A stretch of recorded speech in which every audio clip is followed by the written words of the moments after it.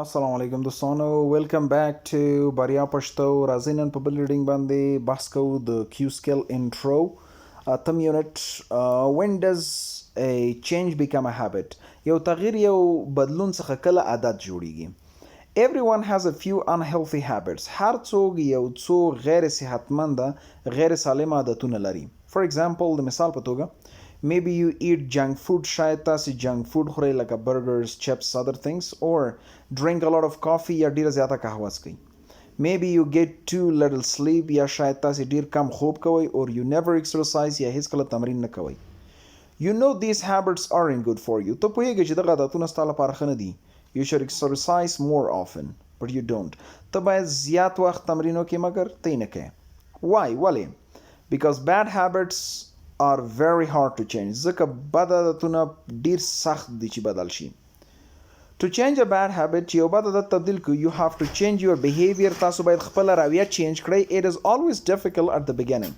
پیل کې همیش سخت وسیږي but after some time مګر وروسته د یو څه وخت څخه your new behavior becomes a new habit ستاسې دغه نوی عادت یو نوی رویه یو نوی عادت کیږي Experts say that people need 20 to 70 days to change a habit. متخصصین وایي چې یو شخص د شلو څخه تر 80 ورځو پورې اړتیا لري تر څو یو عادت چینج کړي. Some habits can take a year to change. بعضې عادتونه یو کال هم نیولی شي ته چینج شي. According to experts مطابق د متخصصینو there are 6 stages of change. شپږ مرحلې د تغییر دي. The 6 stages of change شپږ مرحلې د تغییر. Ignoring له نظر غورځول. You ignore the problem or don't pay attention to it. تاسې دغه مشکل له نظر غورځوئ یا توجه نه ورکوئ. You don't want to believe that it's an unhealthy habit. تاسې نه غواړئ چې باور وکړئ چې دا یو غیر صحتمند عادت دی.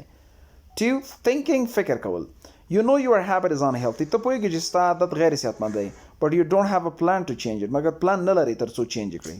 3. Deciding تصمیم نیول. You decide to change your bad habit. ته تصمیم نه چې خپل بد عادت چینج کړئ. You make a plan to change. یو پلان ورته جوړوي تر څو چینج کړي. 4. Acting عمل کول. You start to change your unhealthy habit. ته پیل کوي تر څو دا غیر صحتمند عادت دې چینج کړي. Making a new habits د نوې عادتونو جوړول. After many weeks وروسته د څو هفتو ډیرو هفتو څخه your new behavior becomes a new habit. ستاسې دغه نوې رویې څخه یو نوی عادت جوړیږي. 6. Going back to old habits. شپږم بیرته پخواني عادتونو ته ګرځېدل. You go back to your old habits for a day or a week or a month. تاسې بیرته خپل پخواني عادتونو ته ورګرځئ تر یو ورځې پورې یا هفتې لپاره یا هم د یوې میاشتې لپاره. Don't be discouraged. ناهیلی کیږئ مه. This happens to everyone. هر چا سره دغه کیږي. People usually want to change their bad habits quickly and easily. خلک اکثره وخت غواړي چې خپل بد عادتونه په تیزۍ او په اسانۍ سره تغییر کړي. Remember په یاد ولرئ Bad habits take a long time to make. So they take a long time to change. بد عادتونه په ډیر وخت کې رامنځته کیږي نو دوی ډیر وخت هم نیسي تر څو تغییر شي. Most people aren't patient. ډیر خلک حوصله ناک نه اوسیږي.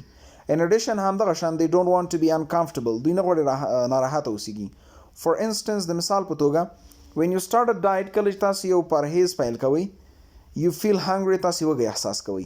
If you begin an exercise program کچرته تاسو یو د تمرین برنامه پیل کوئ you feel tired or sore تاسو ستړی یا هم دردناک احساس کوئ. You will probably be uncomfortable when you change a habit. تاسو شاید چې ناراحته اوسئ کله چې یو عادت تغییر کړئ but don't give up مګر هیڅ کله مه تسلیمیږئ. Think about your goal خپل هدف په اړه فکر وکړئ. A healthy lifestyle یو صحتمنده د ژوند لاره. With hard work د زحمت سره healthy behaviors can slowly become healthy habits. صحتمند رویې په سلو شکل صحتمند عادتونه کیدای شي. Changing a bad habit isn't easy. د یو بد عادت تبدیلول اسانه نه دي. It takes time وخت نیسي and you have to be patient ته باید صابر اوسیږي. But the result is a healthier lifestyle and a happier you. مګر نتیجه یو صحتمند د ژوند لاره ده او یو خوشاله ته یې.